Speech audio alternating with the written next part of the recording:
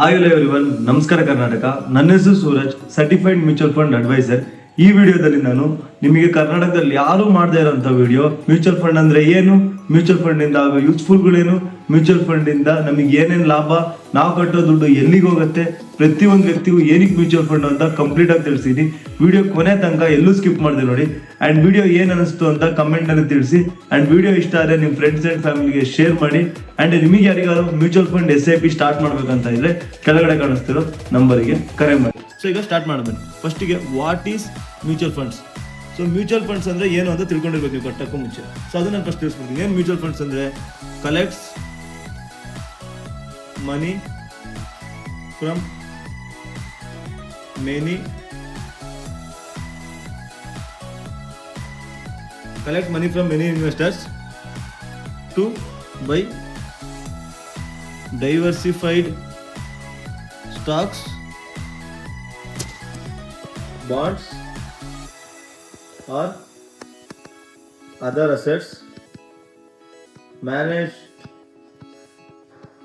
by fund manager under AMC. ಅಂದ್ರೆ collects money from many investors. So ನಿಮ್ ತರ ಯಾರ್ಯಾರು ಇನ್ವೆಸ್ಟರ್ಸ್ ಇರ್ತಾರೋ ಅದ್ರಲ್ಲಿ ಯಾರ್ಯಾರು ದುಡ್ಡು ಕಟ್ತಾರೋ ಅದ್ರೆಲ್ಲ ದುಡ್ಡು ಕಲೆಕ್ಟ್ ಮಾಡ್ತಾರೆ. ಕಲೆಕ್ಟ್ ಮಾಡಿ ಏನ್ ಮಾಡ್ತಾರೆ, ಬೈ ಮಾಡ್ತಾರೆ. ಏನನ್ನ ಡೈವರ್ಸಿಫೈಡ್ ಸ್ಟಾಕ್ಸ್ ನ ಬೈ ಮಾಡ್ತಾರೆ, ಬಾಂಡ್ಸ್ ನ ಮಾಡ್ತಾರೆ, ಮತ್ತೆ ಬೇರೆ ಅಸೆಟ್ಸ್ ನ ಮಾಡ್ತಾರೆ. ಯಾರು ಮಾಡೋದು? ಫಂಡ್ ಮ್ಯಾನೇಜರ್ ಮಾಡ್ತಾರೆ. ಯಾವ ಫಂಡ್ ಮ್ಯಾನೇಜರ್ ಮಾಡ್ತಾರೆ? AMC. ನೀವು ಯಾವ ಕಂಪ್ನಿ ಸೆಲೆಕ್ಟ್ ಮಾಡ್ತೀರೋ ಆ ಫಂಡ್ ಮ್ಯಾನೇಜರ್ ಮಾಡ್ತಾರೆ. AMC ಅಂದ್ರೆ ಅಸೆಟ್ ಮ್ಯಾನೇಜ್ಮೆಂಟ್ ಕಂಪನಿ. ನೀವು ಯಾವ AMC ನ ಸೆಲೆಕ್ಟ್ ಮಾಡ್ತೀರೋ ಆ AMC ಫಂಡ್ ಮ್ಯಾನೇಜರ್ ಮ್ಯಾನೇಜ್ ಮಾಡ್ತಾರೆ. So here fund manager managers your money. So ಇಲ್ಲಿ ಫಂಡ್ ಮ್ಯಾನೇಜರ್ ನಿಮ್ಮ ಅಮೌಂಟ್ ನ ಮ್ಯಾನೇಜ್ ಮಾಡ್ತಾರೆ. ಸೊ ಎಲ್ಲಿಗೆ ಹಾಕ್ಬೇಕು, ಯಾವ್ದಕ್ಕೆ, ಲಾರ್ಜ್ ಕ್ಯಾಪ್, ಮಿಡ್ ಕ್ಯಾಪ್, ಅದನ್ನೆಲ್ಲ ಮಾಡಿ ಯಾವ ಪರ್ಟಿಕ್ಯುಲರ್ ಸ್ಟಾಕ್ ಹಾಕ್ಬೇಕು ಅಂತ ಮಾಡೋದಲ್ಲ ಫಂಡ್ ಮ್ಯಾನೇಜರ್ಸ್. ಯಾವ ಫಂಡ್ ಮ್ಯಾನೇಜರ್ಸ್ ನೀವು ಯಾವ AMC ನ ಸೆಲೆಕ್ಟ್ ಮಾಡ್ತೀರೋ ಆ ಫಂಡ್ ಮ್ಯಾನೇಜರ್ಸ್ ಮಾಡ್ತಾರೆ. ಈಗ ಏನಕ್ಕೆ ಮ್ಯೂಚುವಲ್ ಫಂಡ್ಸ್, ಇದರಿಂದ ನಮಗೇನು ಲಾಭ ಅಂತ ಎಲ್ಲರಿಗೂ ಒಂದು ಕ್ವಶನ್ ಇರುತ್ತೆ. ಇದನ್ನ ಫಸ್ಟ್ ತಿಳ್ಕೊಂಡ್ಬೋದು. ವೈ ಮ್ಯೂಚುವಲ್ ಫಂಡ್ಸ್ ಅಂದ್ರೆ to create wealth, to become financially freedom, to make profit. So wealth create ಮಾಡಿ ಲೈಫನ್ನು ಇನ್ನೂ ಚೇಂಜ್ ಮಾಡ್ಕೊಳ್ಳೋಕ್ಕೆ, ಲೈಫಲ್ಲಿ ಮುಂದೆ ಬರೋಕ್ಕೆ, ಆ್ಯಂಡ್ ಫಿನಾನ್ಷಿಯಲಿ ಫ್ರೀಡಮ್ ತೊಗೊಳಕ್ಕೆ, ಆ್ಯಂಡ್ ಪ್ರಾಫಿಟ್ ಮಾಡೋಕ್ಕೆ ಒಂದು ಸೇಫ್ ಜಾಗ ಅಂದರೆ ಅದು ಮ್ಯೂಚುವಲ್ ಫಂಡ್ಸ್. ಸೊ ಇವಾಗ ನೀವೆಲ್ಲ ಎಲ್ಲೋ ಚಿಟ್ ಫಂಡ್ಸ್ ಕಟ್ತಿರ್ತೀರಾ, ಆ ಚೀಟಿ ಈ ಚೀಟಿ ಅಂತ ಕಟ್ತಿರ್ತೀರಾ. ಅಲ್ಲಿ ಯಾರು ಬೇಕಾದ್ರೆ ಎತ್ಕೊಂಡು ಹೋಗ್ಬೋದು. ಒಂದು ಸೇಫ್ ಇಲ್ಲ, ಅದಕ್ಕೊಂದು ರೆಗ್ಯುಲೇಟರಿ ಬಾಡಿ ಅನ್ನೋದಿಲ್ಲ. ಸೊ ಇದರೆಲ್ಲ ಮೋಸ ಹೋಗ್ತೀರಾ. ಆ್ಯಂಡ್ ಅವ್ರೆಲ್ಲರಿಗಿಂತ ಲಾಭ ಕೊಡೋದು ಮ್ಯೂಚುವಲ್ ಫಂಡ್ಸ್. ಇದು ಯಾರಿಗೂ ಗೊತ್ತಿಲ್ಲ. ಯಾಕೆ? Lack of knowledge. ಯಾರಿಗೂ ನಾಲೆಡ್ಜ್ ಇಲ್ಲ. ಯಾವ ಸ್ಕೂಲು ಕಾಲೇಜು ಇದ್ರ ಬಗ್ಗೆ ಹೇಳ್ಕೊಡ್ತಿಲ್ಲ. ಇದು ನಮಗೆ ಇನ್ನೂ ಬೇಜಾರುತ್ತೆ. ಅದಕ್ಕೋಸ್ಕರ ನಾನು ನಿಮಗೆ ತಿಳಿಸ್ತಾ ಇದ್ದೀನಿ. ಸೊ ಇಲ್ಲಿ ನೀವು ದುಡ್ಡು ಕೊಟ್ಟರೆ ಒಳ್ಳೊಳ್ಳೆ ಫಂಡ್ ಮ್ಯಾನೇಜರ್ ನಿಮ್ಮ ಅಮೌಂಟ್ನ ಮ್ಯಾನೇಜ್ ಮಾಡೋದು. ನಾನು ಫಂಡ್ ಮ್ಯಾನೇಜರ್ ಆಗೋಕ್ಕಂತ ಆಗಲ್ಲ. ಅದಕ್ಕೆ ಅಂದರೆ ಸಿಕ್ಕಾಪಟ್ಟೆ ಓದಿರಬೇಕು, ಇಷ್ಟು ವರ್ಷ ಅಂತ ಎಕ್ಸ್ಪೀರಿಯನ್ಸ್ ಇರಬೇಕು. CA CFA ಮಾಡಿರೋರಷ್ಟೇ ಫಂಡ್ ಮ್ಯಾನೇಜರ್ ಆಗೋದು. ಆ್ಯಂಡ್ ಆಲ್ರೆಡಿ 5 to 6 years ಮಾರ್ಕೆಟಲ್ಲಿ ಎಕ್ಸ್ಪೀರಿಯನ್ಸ್ ಇರಬೇಕು. ಮೋರ್ ದೆನ್ 25 lakhs ಅಮೌಂಟ್ನ ಮ್ಯಾನೇಜ್ ಮಾಡಿರಬೇಕು. ಆ್ಯಂಡ್ ಆ ಥರ ಎಕ್ಸಾಮ್ಸ್ ಎಲ್ಲ ಕ್ಲಿಯರ್ ಮಾಡಿದ್ರಷ್ಟೇ ಫಂಡ್ ಮ್ಯಾನೇಜರ್ ಮಾಡೋಕ್ಕಾಗೋದು. ಅಷ್ಟೆಲ್ಲ ತಿಳ್ಕೊಂಡಿರೋ ನಿಮ್ಮ ಅಮೌಂಟ್ನ ಸೇಫ್ ಆಗಿ ಮ್ಯಾನೇಜ್ಮೆಂಟ್ ಮಾಡ್ತಾರೆ. ಇಲ್ಲಿ ನಿಮ್ಮ ದುಡ್ಡಿಂದ ನಿಮಗೆ ಲಾಭನೂ ಬರ್ತಿರುತ್ತೆ. ಲಾಭ ಬಂದಿರೋ ಅಮೌಂಟು ಇನ್ವೆಸ್ಟ್ಮೆಂಟ್ ಆಗ್ತಿರುತ್ತೆ. ಅದರಿಂದ ನೀವು ವೆಲ್ತ್ ಕ್ರಿಯೇಟ್ ಮಾಡ್ಕೊತೀರಾ, ಅಂದರೆ ಲೈಫ್ ಸ್ಟೈಲ್ನ ಚೆನ್ನಾಗಿ ಮುಂದೋಗ್ತೀರಾ, ಆ್ಯಂಡ್ ಲಾಭನೂ ಕೂಡ ಪಡ್ಕೊತೀರಾ. ಆದ್ದರಿಂದ ಮ್ಯೂಚುವಲ್ ಫಂಡ್ ಅನ್ನೋದು ಬೆಸ್ಟ್ ಪ್ಲಾಟ್ಫಾರ್ಮು ನೀವು ಕಟ್ಟೋಕ್ಕೆ. ಯಾವ ಥರ ಕಟ್ಟಬೇಕು, ಏನಿದೆ ಮ್ಯೂಚುವಲ್ ಫಂಡ್ಸಲ್ಲಿ ಅಂದರೆ, ಮ್ಯೂಚುವಲ್ ಫಂಡ್ಸಲ್ಲಿ 2 ಥರ ಇದೆ. ಸೊ ಅದೇನಂತ ಹೇಳ್ತೀನಿ.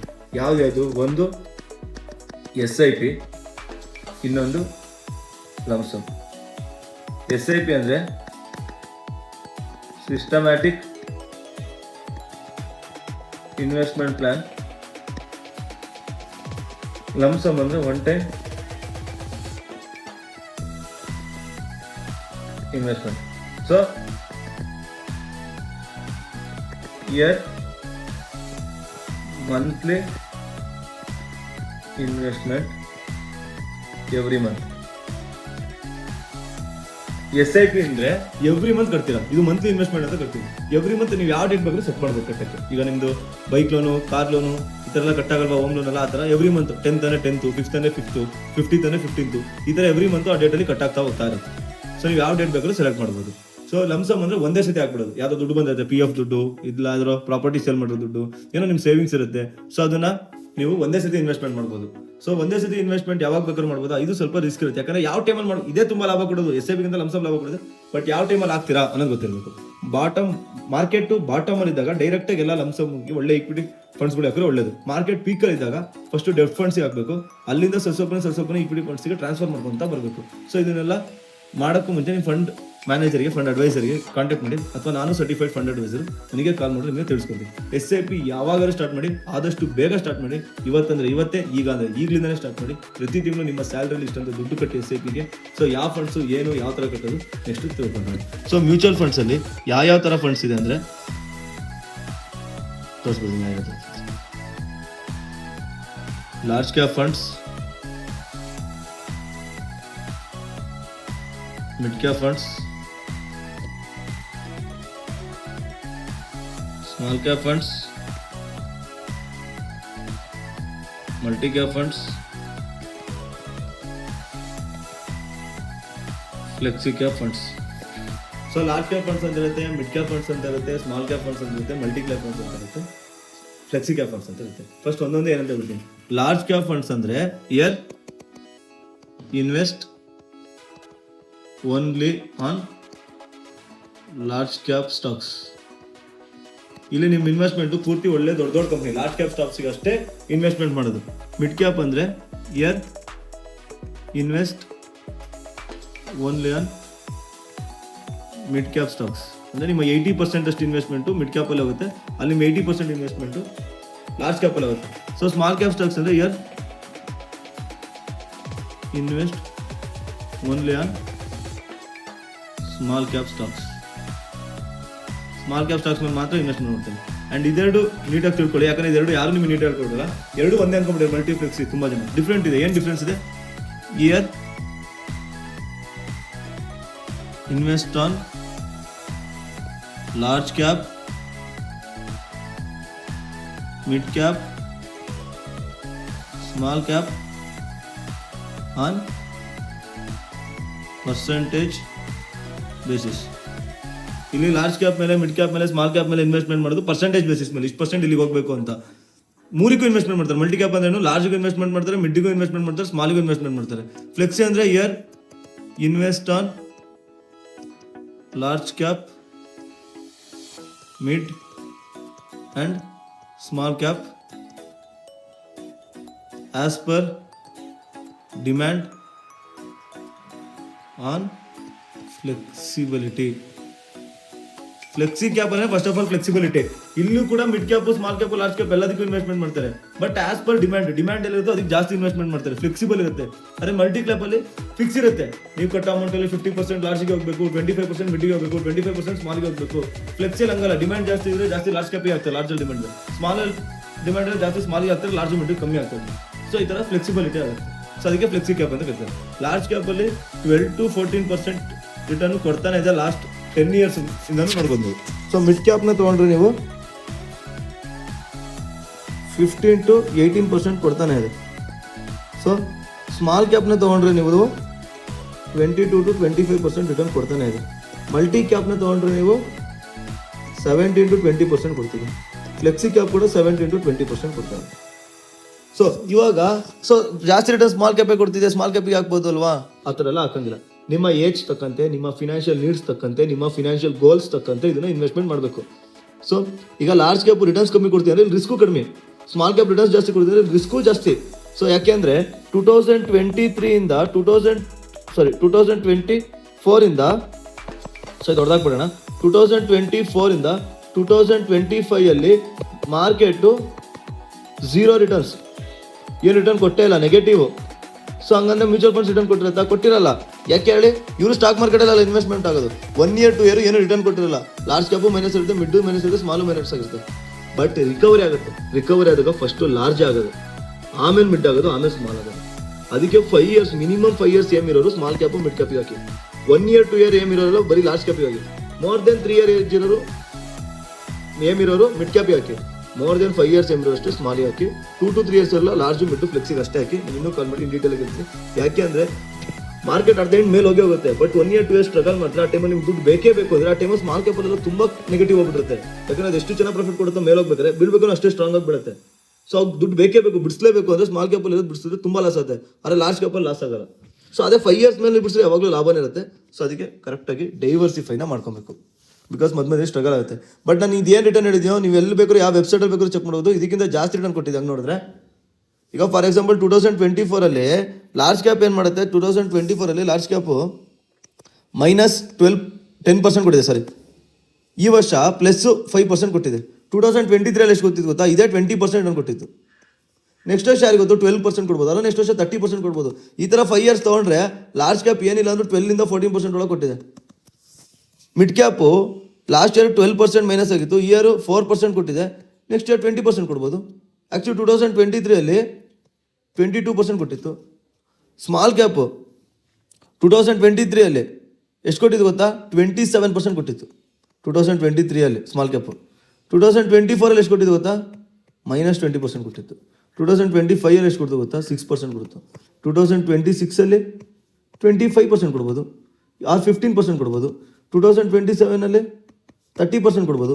ಈ ಥರ ಕ್ಯಾಲ್ಕುಲೇಟ್ ಮಾಡಿದಾಗ ನಮಗೆ ಓವರ್ ಆಲ್ 5 ಇಯರ್ಸಲ್ಲಿ ಇಷ್ಟು ಕೊಟ್ಟೆ ಕೊಡುತ್ತೆ. ಯಾಕೆಂದರೆ ಮಾರ್ಕೆಟ್ ಅನ್ನೋದು ಹಿಂಗೆ ಒದಗಿದ್ದು ಹಿಂಗೆ ಬೀಳುತ್ತೆ. ಬಟ್ ಇಲ್ಲಿ ಇದ್ರ ಮೇಲೆ ಮತ್ತೆ ಹೋಗೋದು ಲೇಟ್ ಆಗ್ಬೋದು, ಬಟ್ 1 ಫೈನ್ ಡೇ ಇದು ಹೋಗಲೇಬೇಕು, ಹೋಗತ್ತೆ. ಸೊ ಅದಕ್ಕೋಸ್ಕರ ಮ್ಯೂಚುವಲ್ ಫಂಡ್ ಕಟ್ಟೋದು ತುಂಬ ಒಳ್ಳೆಯದು. ಇಲ್ಲಿ you will get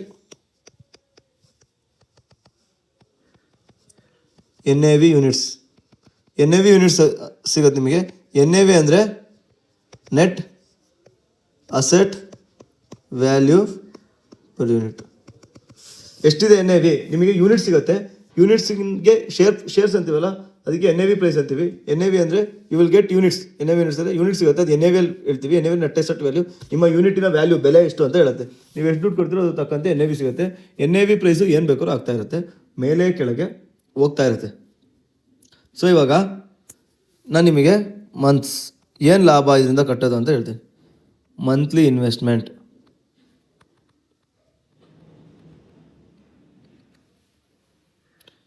NAV price per unit, total NAV. So ಓಕೆನಾ. ಸೊ ಈಗ ಫಸ್ಟ್ ಮಂತ್ ಅಂತ ತೊಗೋಣ. ನೀವು every monthly investment 5000 every month ಅಂತ ಅಂದ್ಕೊಳ್ಳೋಣ. ಎವ್ರಿ ಮಂತ್ ನೀವು 5000 ಪೇ ಮಾಡ್ತಾಯಿದ್ದೀರಾ. NAV ಫಸ್ಟ್ ಮಂತು 100 ರೂಪೀಸ್ ಇದೆ ಅಂತ ಅಂದ್ಕೊಳ್ಳಿ. ನಿಮಗೆ ಎಷ್ಟು ಸಿಗುತ್ತೆ, ಟೋಟಲ್ 50 NAV ಸಿಗುತ್ತೆ. 100 ರೂಪಾಯಿ ಒಂದು NAVಗೆ ನಿಮಗೆ ಎಷ್ಟು ಸಿಗುತ್ತೆ, 50 NAV ಸಿಗುತ್ತೆ. ಅರ್ಥ ಆಗ್ತಿದೆ ಅಲ್ವಾ, 50 NAV ಸಿಗುತ್ತೆ. ಸೆಕೆಂಡ್ ಮಂತ್ ಏನಾಗುತ್ತೆ, ಸೆಕೆಂಡ್ ಮಂತು ಕೂಡ ನೀವು 5000 ಪೇ ಮಾಡ್ತೀರಾ. ಬಟ್ NAV ವ್ಯಾಲ್ಯೂ ದಿನ ಮೇಲೆ ಹೋಗ್ತಾ ಇದೆ. ಏನಕ್ಕೆ ಮೇಲೆ ಹೋಗ್ತಿದೆ, ಸ್ಟಾಕ್ ಮಾರ್ಕೆಟು ಮೇಲೆ ಹೋಗ್ತಿದೆ, ಮ್ಯೂಚುವಲ್ ಫಂಡ್ ರಿಟರ್ನ್ಸ್ ಚೆನ್ನಾಗಿ ಕೊಡ್ತಿದೆ, ಲಾಭ ಮಾಡಿದಾಗ NAV ವ್ಯಾಲ್ಯೂ ಮೇಲೆ ಹೋಗ್ತಾ ಹೋಗುತ್ತೆ. ಸೊ ಅವಾಗ ನೀವು ಲಾಭ ಮಾಡ್ತೀರಾ. ಸೊ ಇವಾಗ ಎಷ್ಟು ಸಿಗುತ್ತೆ, 45 ಜಾಸ್ತಿ ಆಗ್ತದೆ ದಿನ NAV. ಥರ್ಡ್ ಮಂತ್ ನೀವು ಕಟ್ಟೋದೇನು ಜಾಸ್ತಿ ಆಗಲ್ಲ, ನೀವು ಅಷ್ಟೇ ಕಟ್ತಿರ್ತೀರ. ಈಗ NAV ವ್ಯಾಲ್ಯೂ 115 ಆಯಿತು. ಸೊ ಈಗ 43 ಸಿಗುತ್ತೆ, 50 ಸಿಗ್ತಿತ್ತು ಮೊದಲು. ಈಗ 4ನೇ ತಿಂಗಳು 5000 ಕಟ್ತಾನೆ ಇದ್ದೀರಾ, 130 ರೂಪಾಯಿ ಆಯ್ತು ಅನ್ಕೊಂಡು, ತುಂಬ ಮೇಲೆ ಹೋಯ್ತು ಅನ್ಕೊಂಡು. ಸೊ ಇವಾಗ ಎಷ್ಟು ಸಿಗುತ್ತೆ ನಿಮಗೆ, ನೀವು ಅಷ್ಟೇ ಕಟ್ಟೋದು, ಸಿಗೋದು ಕಮ್ಮಿ ಆಗ್ತದೆ. ಯಾಕೆ, ಅದು ಲಾಭ ಮಾಡ್ಕೊಂಡು ದಿನ ಏರ್ತಾನೆ ಇದೆ, ತಗೊಳ್ಳೋ ಸಂಖ್ಯೆ ಜಾಸ್ತಿ ಆಗ್ತಿದೆ. 5ನೇ ತಿಂಗಳಿಂದ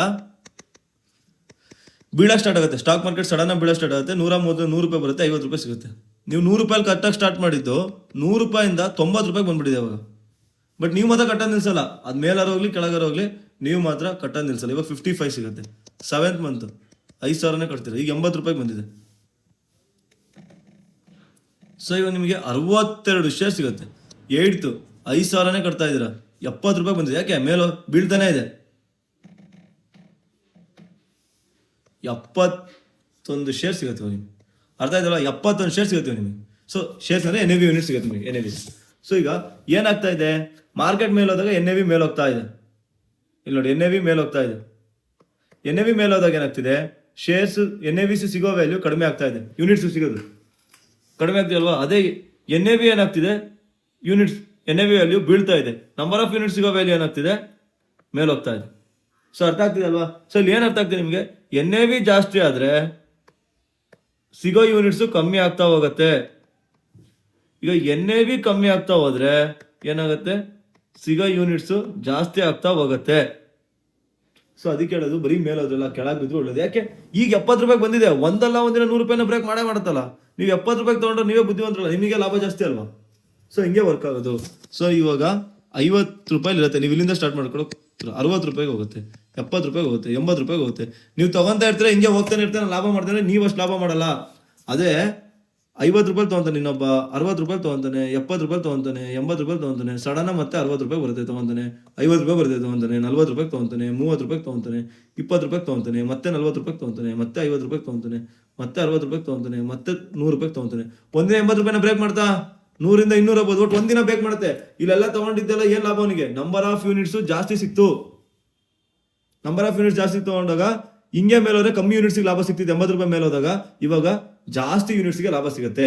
ಇದೇ ಬೆಸ್ಟು ಮ್ಯೂಚುವಲ್ ಫಂಡ್ಸ್ದು. ಅದಕ್ಕೋಸ್ಕರ ಪ್ರತಿಯೊಬ್ಬರು ಕಟ್ರಿ ಅನ್ನೋದು. ಈ ನಾಲೆಡ್ಜ್ ನಿಮಗೆ ಎಲ್ಲೂ ಯಾರು ತಿಳಿಸ್ತಿಲ್ಲ.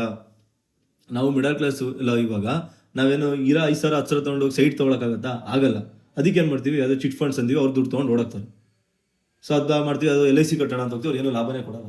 LIC insurance. ಸೊ LIC ಏನ್ ಮಾಡುತ್ತೆ ದುಡ್ಡು ಅಂತ ಗೂಗಲ್ಗೆ ಹೋಗಿ ಕೇಳಿಬೇಕಾರೆ, ಅವ್ರು ಸ್ಟಾಕ್ ಮಾರ್ಕೆಟ್ ಎಲ್ಲ ಇನ್ವೆಸ್ಟ್ಮೆಂಟ್ ಮಾಡೋದು ನಿಮ್ಮ ದುಡ್ಡುಗಳನ್ನ ತಗೊಂಡು. ಅದು ನೀವೇ ಮ್ಯೂಚುವಲ್ ಫಂಡ್ಸ್ ಇನ್ನೂ ಚೆನ್ನಾಗಿ ದುಡ್ಡು ತಗೊಳ್ಳಿ. ಮ್ಯೂಚುವಲ್ ಫಂಡ್ಸ್ ಇಂಟ್ರೊಡ್ಯೂಸ್ ಆಗಿಂದ ಕೆಳಗೆ ಬಿದ್ದೇ ಇಲ್ಲ. ಇನ್ನು ನಾನು ಹೇಳ್ತದ್ದು ನಮ್ಮ ದೇಶದಲ್ಲ, ಪ್ರಪಂಚದ ಯಾವ ದೇಶದಲ್ಲೂ ಬೀಳಲ್ಲ ಸ್ಟಾಕ್ ಮಾರ್ಕೆಟ್. ಪ್ರಪಂಚದ ಪ್ರತಿ ದೇಶದಲ್ಲೂ ಸ್ಟಾಕ್ ಮಾರ್ಕೆಟ್ ಇದೆ. ಪ್ರತಿ ದೇಶದ ಎಕಾನಮಿ ನಿಂತಿರೋದೇ ಸ್ಟಾಕ್ ಮಾರ್ಕೆಟ್ ಮೇಲೆ. ಯಾಕೆ? ಕಂಪ್ನಿಗಳು ಚೆನ್ನಾಗಿ ಪರ್ಫಾರ್ಮೆನ್ಸ್ ಮಾಡಬೇಕು. ಕಂಪ್ನಿಗಳು ಚೆನ್ನಾಗಿ ಪರ್ಫಾರ್ಮೆನ್ಸ್ ಮಾಡಿದ್ರೆ ಕೆಲಸ ಸಿಗುತ್ತೆ. ಕಂಪ್ನಿಗಳು ಚೆನ್ನಾಗಿ ಪರ್ಫಾರ್ಮೆನ್ಸ್ ಮಾಡಿದ್ರೆ ವ್ಯಾಲ್ಯೂ ಮೇಲೆ ಹೋಗುತ್ತೆ. ವ್ಯಾಲ್ಯೂ ಮೇಲೆ ಹೋದ್ರೆ ಸ್ಟಾಕ್ ಮಾರ್ಕೆಟ್ ಮೇಲೆ ಹೋಗುತ್ತೆ. ಸ್ಟಾಕ್ ಮಾರ್ಕೆಟ್ ದುಡ್ಡು ಹಾಕಿರೋದ್ರ ಮೇಲೆ ಹೋಗುತ್ತೆ. ನಮ್ಮ ದೇಶಕ್ಕೆ ದುಡ್ಡು ಸಿಗುತ್ತೆ, ದೇಶ ಡೆವಲಪ್ ಆಗುತ್ತೆ, ಕೆಲಸ ಅನ್ನೋದು ಜಾಸ್ತಿ ಸಿಗುತ್ತೆ. ಈಗ ಸ್ಟಾಕ್ ಮಾರ್ಕೆಟ್ ಬೆಳೀಲಿಲ್ಲ ಅಂದ್ರೆ ಕಂಪ್ನಿಗಳು ಬೆಳೀತಿಲ್ಲ ಅಂತ ಅರ್ಥ. ಕಂಪ್ನಿಗಳು ಬೆಳೀತಿಲ್ಲ ಅಂದ್ರೆ ಕೆಲಸ ಕೊಡಲ್ಲ ಅಂತ ಅರ್ಥ. ಕೆಲಸ ಕೊಡಲ್ಲ ಅಂದ್ರೆ ದೇಶಕ್ಕೆ ಟ್ಯಾಕ್ಸ್ ಕಟ್ಟೋರು ಕಮ್ಮಿ ಆದ್ರು ಅಂತ ಅರ್ಥ. ದೇಶಕ್ಕೆ ದುಡ್ಡು ಸಿಗೋದು ಕಮ್ಮಿ ಆದ್ರು ಅಂದ್ರೆ ದೇಶ ಡೆವಲಪ್ಮೆಂಟ್ ಆಗೋದು ಕಮ್ಮಿ ಆಗುತ್ತೆ ಅಂತ ಅರ್ಥ. So stock market is the major involvement in our country economy. So ನಮ್ಮ ಕಂಟ್ರಿ ಎಕಾನಮಿಗೆ ಸ್ಟಾಕ್ ಮಾರ್ಕೆಟ್ ಇಂದು ತುಂಬಾನೇ ನೀಡಿದೆ. ಸೊ ಮ್ಯೂಚುವಲ್ ಫಂಡ್ಸ್ ಕೊಟ್ಟಿರೋದು ದಿನ ಜಾಸ್ತಿ ಆಗ್ತಿದೆ. ನೀವು ಆದಷ್ಟು ಬೇಗ ನಿಮ್ಮ ಜರ್ನಿನ ಸ್ಟಾರ್ಟ್ ಮಾಡಿ. ಸೊ ಯಾವ ಫಂಡಿಗೆ ಸೆಲೆಕ್ಟ್ ಮಾಡಬೇಕು, ಯಾವ AMC ಅದೆಲ್ಲ ನಾನೇ ಹೇಳ್ತೀನಿ. ಕೆಳಗಡೆ ಕಾಣಿಸ್ತಾರೆ, ನಮಗೆ ಕರೆ ಮಾಡಿ, ಕಟ್ಟಿದ್ರೆ ಎಷ್ಟು ದುಡ್ಡು ಸಿಗುತ್ತೆ ಅನ್ನೋದೆಲ್ಲ ನಾನು ನಿಮಗೆ ತೋರಿಸ್ತೀನಿ. ಸೊ ನಿಮಗೂ ಇವೆಲ್ಲ ತಿಳ್ಕೊಬೇಕಂತ ಆಸೆ ಇದ್ದರೆ ಗೂಗಲಿಗೆ ಬನ್ನಿ. ಗೂಗಲಿಗೆ ಬಂದುಬಿಟ್ಟು ನೀವು ನ್ಯೂ ಟ್ಯಾಬ್ ತೊಗೊಂಡು, ಸೊ ನ್ಯೂ ಟ್ಯಾಬಲ್ಲೇ ತೋರಿಸ್ತೀನಿ. ಸೊ SIP ಕ್ಯಾಲ್ಕುಲೇಟರ್ ಅಂತ ಸರ್ಚ್ ಮಾಡಿ. ನೀವು SIP ಕ್ಯಾಲ್ಕುಲೇಟರ್ ಅಂತ ಸರ್ಚ್ ಮಾಡಿದ್ಮೇಲೆ ನಿಮಗೆ ಒಂದು SIP ಕ್ಯಾಲ್ಕುಲೇಟರ್ ಸಿಗುತ್ತೆ, ಅದನ್ನು ಕ್ಲಿಕ್ ಮಾಡಿ. ಇಲ್ಲಿ ಮಂತ್ಲಿ ಇನ್ವೆಸ್ಟ್ಮೆಂಟ್ ಅಂತ ಇರುತ್ತೆ. ಸೊ ನಾನು ಒಂದು 5,000 ತೋರಿಸ್ತೀನಿ. ಮಂತ್ಲಿ 5,000 ಕಟ್ತಾ ಇರಾ, ಆ್ಯನ್ಯುವಲ್ ರಿಟರ್ನ್ 15% ಎಕ್ಸ್ಪೆಕ್ಟ್ ಮಾಡ್ತೀರಾ, ಒಂದು 25 ವರ್ಷ ಕಟ್ತೀರಾ ಅಂತ ಅನ್ಕೊಂಡು. ಈಗ ಕಾಲೇಜು ಈಗ ಸ್ಟಾರ್ಟ್ ಆಗಿರೋ ಕೆಲಸದವ್ರದ್ದು ತೋರಿಸ್ತಿರೋದು. ಯಾಕೆ? ಆಲ್ರೆಡಿ 35 years ಆದ್ರೆ ನೀವು 5,000 ಕಟ್ಬಾರ್ದು, 10,000 ಕಟ್ಬೇಕು. ಯಾಕಂದ್ರೆ ನಿಮ್ಗೆ ಸ್ಯಾಲ್ರಿ ಜಾಸ್ತಿ ಇರುತ್ತೆ. ಇವಾಗ ಜಾಬಿಗೆ ಸೇರಿ ಸ್ಯಾಲ್ರಿ ಕಮ್ಮಿ ಇರುತ್ತೆ. ಅದಕ್ಕೆ ಅವ್ರಿಗೆ 5,000 ತೋರಿಸ್ತೀನಿ. 5,000ನ 25 ವರ್ಷ ಕಟ್ಟಿದ್ರೆ 15% ರಿಟರ್ನ್ ಅಂದರೆ ನಿಮಗೆ ಸಿಗೋ ಅಮೌಂಟ್ ಎಷ್ಟು? ಇಲ್ಲಿ ಎಕ್ಸ್ಪೆಕ್ಟೆಡ್ ಅಂತ ಇದೆ ನೋಡಿ, 1.5 ಕೋಟಿ ಸಿಗುತ್ತೆ ನಿಮಗೆ. ನೀವು ಇನ್ವೆಸ್ಟ್ಮೆಂಟ್ ಮಾಡಿರೋದಷ್ಟು 25 ವರ್ಷ ನೀವು ಕಟ್ಟಿರೋ ಅಮೌಂಟ್ ತೊಗೊಂಡ್ರೆ 15 ಲಕ್ಷ ಆಗುತ್ತೆ. ಸಿಕ್ಕಿರೋ ಲಾಭ ಎಷ್ಟು? 1,20,00,000. ಈ ಲಾಭ ಹೆಂಗೆ ಸಿಕ್ತು? ಸ್ಟಾಕ್ ಮಾರ್ಕೆಟ್ಗೆ ಹಾಕಿ ಅವ್ರು ನಿಮಗೆ ದುಡ್ಡು ಮಾಡಿಕೊಟ್ಟಿದ್ದಾರೆ. ಇದು ನಿಜನಾ ಸರ್? 100% ನಿಜ. ಸೊ ನೀವು ನಿಮ್ಮ ಅಪ್ಪ ಅಮ್ಮಂಗೆ ನಮಗೆ ದುಡ್ಡು ಮಾಡಿಕೊಟ್ಟಿಲ್ಲ, ನಮ್ಮ ಹತ್ರ ದುಡ್ಡಿಲ್ಲ ಅನ್ನೋದನ್ನ ನೆಕ್ಸ್ಟ್ ನಿಮ್ಮ ಜನ್ರೇಷನ್ ನಿಮಗೆ ಹಿಂಗೆ ಹೇಳ್ಬಾರ್ದು. ನೀವು ಈಗಲಿಂದ SIP ಮಾಡ್ಕೊತ ಹೋಗ್ಬೇಕು. ನಿಜವಾಗ್ಲೂ ಹಿಂಗಾಗುತ್ತೆ, ಹಿಂಗಾಗಿ ಆಗುತ್ತೆ. ಏನಕ್ಕಾಗುತ್ತೆ? ಇಲ್ಲಿ ನೋಡಿ, ಇಲ್ಲಿ ಡ್ಯೂರೇಷನ್ ಇದೆ. 1 ವರ್ಷ 5,000 ಕಟ್ಟರೆ ನಿಮಗೆ 60,000 ಆಗಿರುತ್ತೆ ಅಮೌಂಟು. 2 ವರ್ಷ 5,000 ಕಟ್ಟರೆ 1,40,000 ಆಗಿರುತ್ತೆ, 1,40,000. 3 years ಕಟ್ಟರೆ 2,20,000. 5 years ಕಟ್ಟರೆ 4,40,000. ನೀವೇನು ಮಾಡ್ತೀರಾ? ಫಸ್ಟ್ ಇಯರ್ ಕಟ್ತೀರಾ 60,000 ಆಗುತ್ತೆ, ಸೆಕೆಂಡ್ ಇಯರ್ ಕಟ್ತೀರಾ 1,50,000 ಆಗ್ತೀರಾ, ಆಗುತ್ತೆ. ಬಿಡಿಸ್ತೀರಾ, ಹೋಗ್ತೀರಾ, ಒಂದು ಐಫೋನ್ ತೊಗೊಂಡ್ಬರ್ತೀರಾ. ಜರ್ನಿ ಕಂಟಿನ್ಯೂ ಆಗೋದಿಲ್ಲ. ನೀವು ಜರ್ನಿನ ಕಂಟಿನ್ಯೂ ಮಾಡಬೇಕು, ಅವಾಗೇ ದುಡ್ಡು ಸಿಗೋದು. ಹೋಗ್ತಾ ಜಾಸ್ತಿ ಸಿಗುತ್ತೆ. ಏನಕ್ಕೆ ಹೇಳ್ತೀನಿ ನೋಡಿ. 5 years ಎಷ್ಟು ತಿಂಗಳು? 5 yearsಗೆ 60 ತಿಂಗಳು, 60 months ಆಗುತ್ತೆ. 60 months ನೀವು 5,000 ಕಟ್ತೀರಾ ಅಂದ್ರೆ ನೀವು ಕಟ್ಟಿರೋ ಅಮೌಂಟು ಎಷ್ಟಾಗುತ್ತೆ? 3 lakhs ಆಗುತ್ತೆ. ಬಟ್ ನಿಮ್ಗೆ ಎಷ್ಟು ಸಿಗುತ್ತೆ? 4,40,000 ಸಿಗುತ್ತೆ. 1,40,000 ಲಾಭ ಮಾಡಿದ್ರಿ ಸೇವಿಂಗ್ಸ್ ಮಾಡೋದ್ರ ಜೊತೆಗೆ. ಇನ್ಯಾವ್ದ್ರಲ್ಲಿ ಇದ್ರೆ ಸೇವಿಂಗ್ಸ್ ಮಾಡಿದ್ರೆ ನಿಮಗೆ ಸಿಗುತ್ತೆ? ಸಿಗಲ್ಲ. ಏನಾಯ್ತು? 1,40,000 ಜಾಸ್ತಿ ಸಿಕ್ತು. 10 ವರ್ಷಕ್ಕೆ ಸಿಕ್ತು 13,20,000 ಸಿಕ್ತು. ಬಟ್ ನೀವು 10 ವರ್ಷ ಕಟ್ಟಿರೋದು ನಾವು ಲೆಕ್ಕ ತಗೊಂಡ್ರೆ ಎಷ್ಟಾಗುತ್ತೆ? 10 ವರ್ಷ ಕಟ್ಟಿರೋದು 6 ಲಕ್ಷ ಆಗುತ್ತೆ. ಬಟ್ ನಿಮಗೆ ಸಿಗ್ತಿರೋದು 13.5 ಲಕ್ಷ. ಸೊ ಏನಿಲ್ಲ ಅಂದ್ರೂ 7 lakhs ನಿಮಗೆ ಪ್ರಾಫಿಟ್ ಆಯ್ತು 10 ವರ್ಷಕ್ಕೆ. ಸೊ ಹೋಗ್ತಾ ನಿಮಗೆ ಜಾಸ್ತಿ ಆಗ್ತದೆ. 20 ವರ್ಷಕ್ಕೆ 60 ಲಕ್ಷ ಆಯ್ತು. 25 ವರ್ಷಕ್ಕೆ 1.5 ಕೋಟಿ ಆಯ್ತು ತಗೊಳ್ಳಿ. ಬಟ್ 2 ಕೋಟಿ ಆಗೋಕ್ಕೆ 28 ವರ್ಷ. ಅಂದ್ರೆ ನೀವು ಸ್ಟಾರ್ಟ್ ಮಾಡಿ 1 ಕೋಟಿ ಮಾಡೋಕ್ಕೆ 25 ವರ್ಷ ತಗೊಂಡಿರ. ಬಟ್ ಅದೇ 2 ಕೋಟಿ ಆಗೋಕ್ಕೆ ಇನ್ನ 3 ವರ್ಷದಲ್ಲಿ 2 ಕೋಟಿ ಆಗ್ತದೆ 28 years. ಯಾಕೆ? ಈಗ ನಿಮ್ಮ 1 ಕೋಟಿನೂ ಬಂಡವಾಳ ಆಗಿ ಕ್ರಿಯೇಟ್ ಆಗಿರುತ್ತೆ ಅಲ್ಲಿ. ಅಂದ್ರೆ ನೀವು ಫಸ್ಟ್ ಇಯರ್ ಸ್ಟಾರ್ಟ್ ಮಾಡ್ಬೇಕಾದ್ರೆ ನಿಮ್ಮ 5,000 ಬಂಡವಾಳ ಆಗಿರುತ್ತೆ. ನೀವು ಕಟ್ಟಿರೋ 5,000ಕ್ಕೆ ನಿಮಗೆ ಶೇರ್ಸ್ ತೊಗೊಂಡು ಲಾಭ ಮಾಡ್ಕೊಡ್ತಾರೆ. ಫಸ್ಟ್ ತಿಂಗಳು ಒಂದು 500 ರೂಪಾಯಿ ಲಾಭ ಮಾಡ್ತೀರಾ. ಸೆಕೆಂಡ್ ತಿಂಗಳು ಮತ್ತೆ 5,000 ಕಟ್ತೀರಾ. ಅವಾಗ ಎಷ್ಟು ಲಾಭ? ಯಾವ್ದ್ರ ಮೇಲೆ ಕ್ಯಾಲ್ಕುಲೇಟ್ ಮಾಡ್ತೀರಾ? ನೀವು ಕಟ್ಟಿರೋ 10,000 ಮೇಲೆ ಮಾಡ್ತೀರಾ? ಇಲ್ಲ, ನಿಮಗೆ ಬಂದಿರೋ ಲಾಭನೂ ಬಂಡವಾಳ ಹಾಕಿರ್ತಾರೋ 10,000 ಮೇಲೆ ನಿಮಗೆ ಲಾಭ ಸಿಗುತ್ತೆ. 10,000ಕ್ಕೆ 1,000 ಸಿಗುತ್ತೆ ಅಂತ ಅನ್ಕೊಂಡು. ಸೊ ಈಗ 11,500 ಆಯ್ತು. ಮತ್ತೆ 5,000 ಕಟ್ತಾರೆ 3rd month. 3 month ಕಟ್ಟರೆ ಸೇರಿ ಎಷ್ಟಾಯ್ತು? 15,000 ಆಯ್ತು. ನಿಮ್ಮ ಬಂಡವಾಳ 15% ಮೇಲೆ ರಿಟರ್ನ್ ಸಿಗುತ್ತೆ ನಿಮಗೆ? ಇಲ್ಲ, ಆಲ್ರೆಡಿ 1,500 ಬಂದಿದ್ದಲ್ವಾ? 16,500 ಮೇಲೆ ರಿಟರ್ನ್ ಸಿಗುತ್ತೆ. ಅದಕ್ಕೆ 25 ವರ್ಷ ತನಕ ನಿಮ್ದು 0 ಇನ್ವೆಸ್ಟ್ಮೆಂಟ್ ಇರೋದು. 25 ವರ್ಷ ಆದ್ಮೇಲೆ ನಿಮ್ಮ 1.5 ಕೋಟಿನೂ ಅಲ್ಲಿ ಬಂಡವಾಳ ಆಡ್ ಆಗಿರುತ್ತೆ. ನಿಮ್ಮ 1.5 ಕೋಟಿ ಮೇಲೆ ಲಾಭ ಬರೋಕ್ಕೆ ಸ್ಟಾರ್ಟ್ ಆಗ್ತಿರುತ್ತೆ. ನಿಮ್ಮ ಬಡ್ಡಿನೂ ಇಲ್ಲಿ ಬಂಡವಾಳ ಕ್ರಿಯೇಟ್ ಆಗ್ತಿರುತ್ತೆ. ಅದಕ್ಕೆ mutual fund is the best platform ಅನ್ನೋದು. ಸೊ ನಿಮಗೆ ಎಲ್ಲರೂ ಹೇಳ್ತಾರೆ ಗೌರ್ಮೆಂಟ್ ಜಾಬ್ ಮಾಡಿ ಅಷ್ಟು PF ಬರುತ್ತೆ, ಇಷ್ಟು PF ಮಾಡ್ತೈತೆ ಅಂತ. ನಾನು ಹೇಳ್ತೀನಿ SIP ಕಟ್ಟಿದ್ರೆ ಗೌರ್ಮೆಂಟ್ ಅವ್ರಿಗೆ ಏನು PF ಬರುತ್ತೋ ಅದಕ್ಕಿಂತ ಜಾಸ್ತಿ ದುಡ್ಡು ಸಿಗೋದು ನಿಮಗೆ. ಗೌರ್ಮೆಂಟ್ ಅವ್ರಿಗೆ ಏನು ಫ್ರೀ ಆಗಿ ಬರುತ್ತಾ PF ದುಡ್ಡು? ಅವರು ಸ್ಯಾಲ್ರಿಲಿ ಕಟ್ ಮಾಡ್ಕೊಂತಿರ್ತಾನೆ PF ಅಂತ. ನೀವು ಸ್ಯಾಲ್ರಿ ಒಂದು 5 ಸಾವಿರ ಕಮ್ಮಿನೇ ಬರ್ತಿದೆ ಅನ್ಕೊಳ್ಳಿ, ಎಷ್ಟೇ ಕಷ್ಟ ಆಗಿ ಕಟ್ಟಿ. ಇವಾಗ ಫಾರ್ ಎಕ್ಸಾಂಪಲ್ ನಾನು ಹೇಳ್ಬೋದು ನಿಮಗೆ, ಎಷ್ಟೋ ಜನ ನಿಮ್ಮ ಅಣ್ಣನೋ ಯಾರೋ ನಿಮ್ಗೆ ಗೊತ್ತಿರೋರು 5 ವರ್ಷದಿಂದ ಕೆಲಸ ಮಾಡ್ತಾನೆ ಇರ್ತಾರೆ. ನಾನು ಒಂದು ಹೇಳ್ತೀನಿ, ನಾವು 30,000 ದುಡಿದ್ರು 1 ರೂಪಾಯಿ ಉಳಿಸೋಕ್ಕಾಗಲ್ಲ, 1 ಲಕ್ಷ ದುಡಿದ್ರು 1 ರೂಪಾಯಿ ಉಳಿಸೋಕ್ಕಾಗಲ್ಲ, 50,000 ದುಡಿದ್ರು 1 ರೂಪಾಯಿ ಉಳಿಸೋದು. 30,000 ದುಡ್ದಾಗೂ ಅಷ್ಟು ಖರ್ಚು ಮಾಡ್ತೀವಿ, 50,000 ದುಡ್ದಾಗೂ ಅಷ್ಟು ಖರ್ಚು ಮಾಡ್ತೀವಿ. ಯಾಕೆ? ಸ್ಯಾಲ್ರಿ ಜಾಸ್ತಿ ಆಗದಂಗೆ ಕಾಸ್ಟ್ ಆಫ್ ಲಿವಿಂಗು ಜಾಸ್ತಿ ಆಗ್ತಾ ಹೋಗ್ತಾ ಇದೆ ನಮ್ದೆಲ್ಲ. ಸೊ ಈಗ 5 ವರ್ಷದಿಂದ ಯಾರ್ಯಾರು ದುಡಿತೀರೋ ಅವ್ರಿಗೆ ಸಡನ್ ಆಗಿ 1 2 ಲಕ್ಷ 3 ಲಕ್ಷ ಇದೆ ಕೇಳಿ, 1 ರೂಪಾಯಿ ಇಲ್ಲಪ್ಪ ಅಂತಾರೆ. ಅದೇ ಎಷ್ಟೇ ಕಷ್ಟ ಆಗಲಿ 50,000 ಬರ್ತಿರೋ ಸಂಬಳ ನಾನು 45,000 ಅಷ್ಟೇ ಬರ್ತಿರೋದು ಅಂತ ಅನ್ಕೊಂಡು ಕಷ್ಟಪಟ್ಟು ಹೆಂಗೋ 5 ವರ್ಷ ಕಟ್ಟಿದ್ರೆ ಈಗ ಏನಾದ್ರು ಎಮರ್ಜೆನ್ಸಿ ಬಂದ್ರೆ ಅವ್ರ ಅಕೌಂಟಲ್ಲಿ 4 ಲಕ್ಷ ದುಡ್ಡು ಇರ್ತಿತ್ತು. ಸೊ ಇದನ್ನೇ ಪ್ಲಾನಿಂಗ್ ಅಂತ ಕರೆಯೋದು, ಫಿನಾನ್ಷಿಯಲ್ ಪ್ಲಾನಿಂಗ್ ಅಂತ. 10 ವರ್ಷ ಆದಾಗ 13 ಲಕ್ಷ ಇರುತ್ತೆ. ನಿಮಗೆ ಗೊತ್ತಿರೋ ಎಷ್ಟೋ ಜನ 10 ವರ್ಷದಿಂದ ಕೆಲಸ ಮಾಡ್ತಿರ್ತಾರೆ. ಹೋಗಿ ಕೇಳಿ 1 10 ಲಕ್ಷ ದುಡ್ಡಿದೆ ನಿಮ್ಮ ಹತ್ರ ಅಂತ, 1 ಲಕ್ಷ 2 ಲಕ್ಷ ಇರ್ಬೋದು ಅಷ್ಟೇ ಅಂತಾರೆ. ಬಟ್ ಇಲ್ಲಿ ಇದೆಯಲ್ಲ. ಸೊ ಬಟ್ ಅದೇ ಇಲ್ಲಿ ಏನು ಮಾಡ್ತಾರೆ, 10 ವರ್ಷಕ್ಕೆ 13 ಲಕ್ಷ ಆಗ್ತಂಗೆ ಬಿಡಿಸೋ ಕಾರ್ ತೊಗೊಂಡ್ಬಿಡ್ತಾರೆ. ತೊಗೊಂಬಂದು ಏನು ಮಾಡ್ತಾರೆ, ಮತ್ತೆ 0 ಇಂದ ಸ್ಟಾರ್ಟ್ ಮಾಡ್ತಾರೆ. ಮತ್ತೆ 10 ವರ್ಷಕ್ಕೆ ಎಷ್ಟಾಗುತ್ತೆ, 13 ಲಕ್ಷ ಆಗುತ್ತೆ. ಅದೇ ಸುಮ್ಮನೆ 20 ವರ್ಷ ಕಟ್ಕೊಂಡೋಗಿರೋ 40 ಲಕ್ಷ ಆಗಿರುತ್ತೆ. ಸೊ ನೀವೇನು ಮಾಡಬೇಕು, ಎಲ್ಲ ದುಡ್ಡು ಬಿಡಿಸ್ಬಾರ್ದು. ಇದನ್ನು ಕಷ್ಟಕ್ಕೆ ಕಟ್ಟೋದು. ಕಷ್ಟ ಬಂದಾಗ ಎಕ್ಸ್ಟ್ರೀಮ್ ತುಂಬಾ ಕಷ್ಟ ಬಂದಾಗ ಯೂಸ್ ಮಾಡಿ. ನಿಮ್ಗೆ 5 ವರ್ಷ ಆದಾಗ ಏನೋ ಕಷ್ಟ ಬಂದಿರುತ್ತೆ, 4 ಲಕ್ಷ ನಿಮ್ಮ ಅಕೌಂಟ್ ಇರುತ್ತೆ. ನಿಮ್ಗೆ 1 ಲಕ್ಷ 1 ಲಕ್ಷ ಅಷ್ಟೇ ಭಾಳ ಕಷ್ಟ ಇರುತ್ತೆ. 1 ಲಕ್ಷ ಅಷ್ಟೇ ಬಿಡಿಸಿ ಮಿಕ್ಕಿದ್ದು ನಂಗೆ ಇಟ್ಟು ಕಂಟಿನ್ಯೂ ಮಾಡ್ಕೊಂಡೋಗಿ.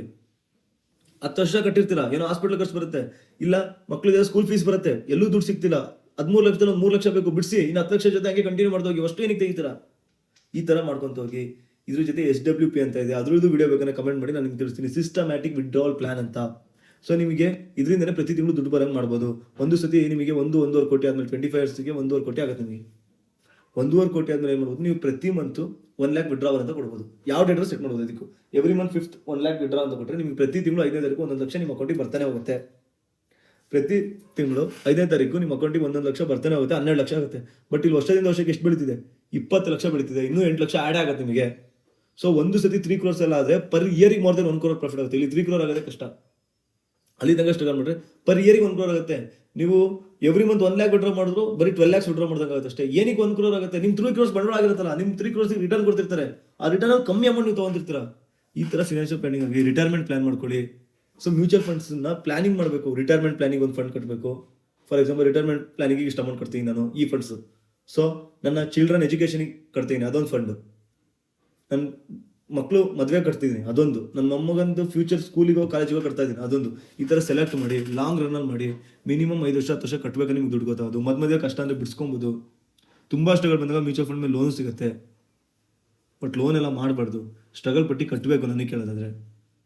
ಸೊ ಈಗಲೂ ಹೇಳ್ತೀನಿ, ಎಷ್ಟೋ ಜನ ಹೋಗ್ಬಿಟ್ಟು 25 ಲಕ್ಷ ಕಾರ್ ತೊಗೊತೀರಾ, ಏನೋ ಒಂದು 5-6-7 ಲಕ್ಷ ಡೌನ್ ಪೇಮೆಂಟ್ ಕಟ್ಟಿ 25 ಲಕ್ಷ ಕಾರ್ ತೊಗೊಂಡ್ಬಿಡ್ತೀರಾ. ನಾನು ಹೇಳೋದು ಅದೇ 7 lakhs ಯಾರು ಏನು ಅನ್ಕೊಳ್ಳಿ, ಯಾವ ಕಾರ್ ಸಿಗುತ್ತೆ ಅದು. ಇಲ್ಲ ಒಂದು ಸೆಕೆಂಡ್ಸ್ ಕಾರ್ ತೊಗೊಂಡು ಏನು EMI ಕಟ್ಟಬೇಕಂತ ಇದ್ರು 4-5 ವರ್ಷ, ಅದೇ 5 ವರ್ಷ ಆ EMIನ SIP ಮಾಡಿ 10 ವರ್ಷಕ್ಕೆ ಅದಕ್ಕಿಂತ ದುಡ್ಡು ಕಾರ್ ತರ್ಬೋದು ನೀವು ಹೋಗಿ. ಸೊ ಪ್ರತಿಯೊಂದು ರಿಸಲ್ಟಿಂದನೂ ಸ್ಟ್ರಗಲ್ ಇರಲೇಬೇಕು. ಯಾವುದೇ ಒಳ್ಳೆ ರಿಸಲ್ಟ್ ಸಿಗಲ್ಲ ಸ್ಟ್ರಗಲ್ ಇಲ್ಲದೆ. ಲೋನ್ ಎಲ್ಲ ಮಾಡ್ಕೊಂಡು ಲೈಫಲ್ಲಿ ತುಂಬ ಲಾಕ್ ಆಗಿರೋ ನಾನು ನೋಡಿದ್ದೀನಿ. SIPನ ಕಟ್ಟಿ ಬಿಡಬೇಡಿ. ನನಗೆ ಫೋನ್ ಮಾಡಿ ಕೆಳಗಡೆ ನಿಮಗೆ SIP ಬಗ್ಗೆ ಹೆಂಗೆ ಕಟ್ಟೋದು, ಇನ್ನೂ ಏನೇನು ಡೌಟ್ ಎಲ್ಲ ಕೇಳಿ, ನಾನು ನಿಮಗೆ ಎಲ್ಲ ತಿಳಿಸ್ಕೊಡ್ತೀನಿ. ನಿಮ್ಗೆ ಯಾವ ಫಂಡ್ ಅಂತ ನಾನೇ ಸಜೆಸ್ಟ್ ಮಾಡ್ತೀನಿ. ಇನ್ನೊಂದು ಲಮ್ಸಮ್ ಕ್ಯಾಲ್ಕುಲೇಟರ್, ಲಮ್ಸಮ್ಮಲ್ಲಿ ಏನು ಲಾಭ ತೋರಿಸ್ತೀನಿ. ನೀವೇನಾದರೂ ನಿಮಗೆ ಬಂದಿರೋ PF ಅಲ್ಲಿ ಕಡಿಮೆ ಅಮೌಂಟು, ನಿಮಗೆ ಎಷ್ಟಾದ್ರು ಬಂದಿರಿ 30 ಲಕ್ಷ 3 ಲಕ್ಷ ಆಗಿದೆ. 30 ಲಕ್ಷ ಪ್ರತಿ ತಿಂಗಳು ನಾನು ಪ್ರತಿ ವರ್ಷ ನಾನು 15% ಎಕ್ಸ್ಪೆಕ್ಟ್ ಮಾಡ್ತಾ ಇದ್ದೀನಿ 20 ವರ್ಷಕ್ಕೆ. ಸೊ ನನಗೆ ಯಾವುದೋ ರಿಟೈರ್ಮೆಂಟ್ ದುಡ್ಡು ಬಂದಿದೆ. ಫ್ಯೂಚರ್ ನನ್ನ ಮೊಮ್ಮಕ್ಕಳಿಗೆ ನನಗೆ ಏನು ಕೊಟ್ಟಿದ್ದಾರೆ ಅಂದರೆ ಇದು ತೋರಿಸಿದ್ರೆ ಸಾಕು. ಇದು ನನ್ನ ಮೊಮ್ಮಕ್ಕಳಿಗೆ ಕಟ್ತಿರೋದು ಅಂತಂದರೆ ನಿಮಗೆ ಇದಾಗ್ತಿಲ್ಲ ಯಾಕೋ. ಸೊ ಇಲ್ಲಿ ನೋಡಿ 30 ಲಕ್ಷ ಕಟ್ಟಿರ್ತೀರ, ನಿಮ್ಮ ಅಮೌಂಟು 4,90,00,000 ಆಗುತ್ತೆ, ನಿಯರ್ಲಿ 5 crores. ಅಂದರೆ ನೀವು ಗೈನ್ ಮಾಡಿರೋದು 4,60,00,000 ಗೈನ್ ಮಾಡ್ತೀರಾ. ಯಾಕೆ? ನಿಮ್ಮ 30 ಲಕ್ಷದ ಬಂಡವಾಳಗೆ ಆಡಾಗ್ತಾ ಇರುತ್ತೆ. ಅದೇ 10 yearsಗೆ ಎಷ್ಟಾಗುತ್ತೆ? 10 yearsಗೆ ನೋಡೋಣ, ಬರೀ 10 ವರ್ಷ ಅಷ್ಟೇ ಕಟ್ತೀವಿ ಅಂತ. 10 ವರ್ಷಕ್ಕೆ ಏನಾಯ್ತು? 1,21,00,000 ಆಯ್ತು. 30 ಲಕ್ಷ ಹಾಕಿದ್ದು 1,20,00,000 ಆಯ್ತು 10 ವರ್ಷಕ್ಕೆ. ಅದು 20 ವರ್ಷಕ್ಕೆ 5 ಕೋಟಿ ಹತ್ರ ಆಗ್ತಿದೆ. ಯಾಕೆ? ಫಸ್ಟಿಗೆ ಬರೀ 30 ಲಕ್ಷದಿಂದ ನಿಮ್ಮ ಬಂಡವಾಳ ಸ್ಟಾರ್ಟ್ ಆಗಿದ್ದು. ಈಗ 10 ವರ್ಷ ಆದ್ಮೇಲೆ 1 ಕೋಟಿಗಿಂತ ನಿಮ್ಮ ಬಂಡವಾಳ ಸ್ಟಾರ್ಟ್ ಆಗ್ತಾ ಇರುತ್ತೆ. 1 ಕೋಟಿ ಮೇಲೆ ಲಾಭ ಸಿಗೋ ಸ್ಟಾರ್ಟ್ ಆಗ್ತದೆ. ಅಂದ್ರೆ ಇಲ್ಲಿ ನಿಮ್ಮ ಲಾಭನು ನಿಮಗೆ ಇನ್ವೆಸ್ಟ್ಮೆಂಟ್ ತರ ಆಡ್ ಮಾಡ್ತಾ ಹೋಗ್ತಿರ್ತಾರೆ. ಅದರಿಂದನೇ ಜಾಸ್ತಿ ಲಾಭ ಸಿಗೋದು. ಒಂದು 30 ಲಕ್ಷ ಸೈಟ್ ತೊಗೊಂಡ್ರು ಇನ್ ಫ್ಯೂಚರ್ನ 30 ಲಕ್ಷ 1 ಕೋಟಿ ಸಿಗೋದು ಕಷ್ಟ ಇದೆ. ಯಾಕೆ? ಸ್ಯಾಚುರೇಷನ್ ರೀಚ್ ಆಗ್ತಾ ಇದೆ. ಸೈಟ್ಗಳು ಬೇಗ ಅಂದರೆ ಬೇಗ ಸೇಲ್ ಆಗಲ್ಲ. ಅಲ್ಲಿ 500 ರೂಪಾಯಿ ಕೊಡೋದನ್ನ 300 ರೂಪಾಯಿ ಕೊಡೋ ಪರಿಸ್ಥಿತಿ ಬರುತ್ತೆ. ಅಂದರೆ ಫಾರ್ ಎಕ್ಸಾಂಪಲ್ ನೀವು ತೊಗೊಂಡ್ರೆ ಜಾಗ ಏನೋ ಕಷ್ಟವನ್ನೇ ಮಾರಕೋಬೇಕು, ಅಲ್ಲಿ 4000-5000 ಸ್ಕ್ವೇರ್ ಫೀಟ್ ನಡೀತಿದೆ, ನೀವು ಅಮೌಂಟ್ ನೀಡಿದೆ, ಯಾರು ಬೈಯರ್ ಸಿಗ್ತಾನೆ ಇಲ್ಲ. 3000-4000 ನಡೀತಿರೋ ಜಾಗದಲ್ಲಿ ನೀವು 2000 ಕೊಡೋ ಪರಿಸ್ಥಿತಿ ಬಂದ್ಬಿಡುತ್ತೆ because of money needed. But ಇದನ್ನ ಯಾವಾಗ ಬೇಕಾದ್ರೂ ನೀವು ಮಾರ್ಬೋದು. ಸೊ ಲಮ್ಸಮ್ನು ಕಟ್ಟಿ, ಲಮ್ಸಮ್ ಕೂಡ ತುಂಬ ಒಳ್ಳೇದು. 1 ಲಕ್ಷ 2 ಲಕ್ಷ ಕಟ್ಟಿ ಒಂದು 5 ವರ್ಷ ನೋಡಿ, ಆಮೇಲೆ ನೀವೇ ಕಟ್ತೀರಾ 20 ಲಕ್ಷ 30 ಲಕ್ಷ, ಗೊತ್ತಾಗತ್ತೆ ನಿಮಗೆ. ಸೊ ನಾನು ಏನು ಮಾಡ್ತೀನಿ, ಜಾಸ್ತಿ ನಿಮ್ಮ ಇನ್ವೆಸ್ಟ್ಮೆಂಟ್ ಇತ್ತು ಅಂದ್ಕೊಳ್ಳಿ, ರಿಟೈರ್ಮೆಂಟ್ PF ಪೆನ್ಷನ್ ಬಂದಿರುತ್ತೆ ಗೌರ್ಮೆಂಟ್ ಎಂಪ್ಲಾಯ್ಸು, ನಿಮಗೆ ತುಂಬ ಸೇಫ್ ಬೇಕಂದ್ರೆ 50% ಅಮೌಂಟ್ ಎಫ್ ಡಿ ಎಲ್ ಇಡಿ. 60 ಲಕ್ಷ ಬಂದರೆ ಎಫ್ ಡಿ ಎಲ್ 30 ಲಕ್ಷ ಇಡಿ, 30 ಲಕ್ಷ ಫ್ಯೂಚರ್ ಫಂಡಲ್ಲಿ ಹಾಕಿ. ಈ 30 ಲಕ್ಷನ ನಾನು SWP ಮಾಡ್ಕೊಡ್ತೀನಿ ಬೇಕಾದ್ರೆ ನಿಮಗೆ. ಎವ್ರಿ ಮಂತ್ ಈ 30 ಲಕ್ಷದಿಂದ ನಿಮ್ಮ ಅಕೌಂಟಿಗೆ 15,000 ಬರ್ತಾನೆ ಇರಬೇಕು, ಆ ಥರ ಮಾಡ್ತೀನಿ. ಇನ್ನೂ ಒಂದು ಮಾಡ್ಬೋದು, 30 ಲಕ್ಷ ಲಮ್ಸಮಿ ಹಾಕಿ ನಿಮ್ಮ ಮೊಮ್ಮಕ್ಳಿಗೆ ಯಾರಿಗೋ ಲಾಂಗ್ ತುಂಬ ವರ್ಷ ಆದ್ಮೇಲೆ ಬೇಕು, ಒಂದು 15 ವರ್ಷ ಆದಮೇಲೆ ಅವರಿಗೆಲ್ಲ ಸ್ಮಾಲ್ ಕ್ಯಾಪ್ ಬೇಕಣ್ಣ. ಸ್ಮಾಲ್ ಕ್ಯಾಪ್ ಲಾಂಗ್ ರನ್ ತುಂಬ ರಿಟರ್ನ್ಸ್ ಕೊಡುತ್ತೆ. ಇವತ್ತಿನ ಸ್ಮಾಲ್ ಕ್ಯಾಪೇ ನಾಳೆ ಲಾರ್ಜ್ ಕ್ಯಾಪ್ ಅಂತ ಅನ್ನೋದು ನಾವು. ಸೊ ನೀವು ಏನು ಮಾಡ್ಬೋದು, 30 ಲಕ್ಷ ಹಾಕಿರ್ತಾರ, ಅದರಲ್ಲಿ ಒಂದು 20,000 ಬರಂಗೆ ಮಾಡ್ಬೋದು. 10,000 ಪ್ರತಿ ತಿಂಗಳು ನಿಮ್ಮ ಖರ್ಚಿಗೆ, ಇನ್ನು 10,000 ಪ್ರತಿ ತಿಂಗಳು ಸ್ಮಾಲ್ ಕ್ಯಾಪ್ ಆಗಿ SIPಗೆ ಹೋಗ್ತಾ ಇರಬೇಕು ಫ್ಯೂಚರಲ್ಲಿ ನಿಮ್ಮ ಮೊಮ್ಮಕ್ಕಳಿಗೆ. ಸೊ ಈ ಮ್ಯೂಚುವಲ್ ಫಂಡ್ಸು ತುಂಬಾ ಒಳ್ಳೆಯದು. ಅರ್ಥ ಆಗ್ತಿದೆ ಅಂದ್ಕೊಂಡು ನಾನು ಹೇಳೋದು, ಇದು ನೀವು ದುಡ್ಡು ಕೊಟ್ಟರು ಇಷ್ಟು ನೀಟಾಗಿ ಯಾರು ಹೇಳ್ಕೊಡಲ್ಲ ನನ್ನಷ್ಟು ನೀಟಾಗಿ. ಸೊ ವಿಡಿಯೋ ತುಂಬ ಇಷ್ಟ ಆಗಿದೆ ಅಂದ್ಕೊತೀನಿ. ಕಮೆಂಟ್ನಲ್ಲಿ ನಿಮ್ಮ ಅನಿಸಿಕೆ ತಿಳಿಸಿ, ಆ್ಯಂಡ್ ನಿಮ್ಮ ಫ್ರೆಂಡ್ಸು ಫ್ಯಾಮಿಲಿ ಪ್ರತಿಯೊಬ್ಬರಿಗೂ ಶೇರ್ ಮಾಡಿ. ಆದಷ್ಟು ಬೇಗ ಮ್ಯೂಚುವಲ್ ಫಂಡ್ ಅಕೌಂಟ್ಸ್ಗಳನ್ನ ಓಪನ್ ಮಾಡ್ಕೊಳ್ಳಿ, SIP ಕಟ್ಟಿ. ಸೊ ನಾನೇ ನಿಮಗೆ SIP ಅಕೌಂಟ್ನ ಕ್ರಿಯೇಟ್ ಮಾಡಿಕೊಟ್ಟು ಹೆಂಗೆ ಯೂಸ್ ಮಾಡೋದು, ನಿಮಗೆ ಯಾವುದು ಬೆಸ್ಟು ಅಂತ ತಿಳಿಸ್ಕೊಡ್ತೀನಿ. ವಿಡಿಯೋ ಇಷ್ಟ ಆದರೆ ಕಮೆಂಟ್ನ ತಿಳಿಸಿ. ನೆಕ್ಸ್ಟ್ ವಿಡಿಯೋ ಏನಾಗಿರಬೇಕು ಅನ್ನೋದನ್ನು ಕಮೆಂಟ್ ಮಾಡಿ. ನನ್ನನ್ನು ಸಪೋರ್ಟ್ ಮಾಡ್ತೀರ ಅಂತ ಅಂದ್ಕೊಂಡಿದ್ದೀನಿ. Keep supporting us, keep watching us. Thank you everyone. ಆದಷ್ಟು